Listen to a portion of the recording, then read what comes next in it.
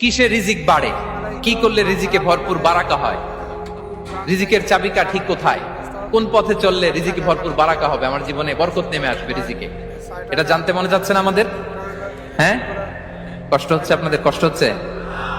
তাহলে কি করলে রিজিকে ভরপুর বারাকা হয়, কি করলে আমার জীবনে ভরপুর বারাকা নেমে আসে, এই পয়েন্টটাতে আমরা একটু আলোকপাত করি।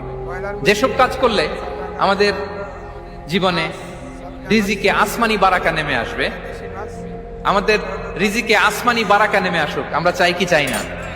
সবাই আমরা চাই নিশ্চয়ই।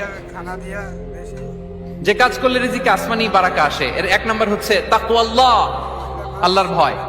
আল্লাহ তাআলা বলছেন, ওমাইয়াত্তাকিল্লাহ ইয়াজআল লাহু মাখরাজা ওয়া ইয়ারযুকহু মিন হাইসু লা ইয়াহতাসিব।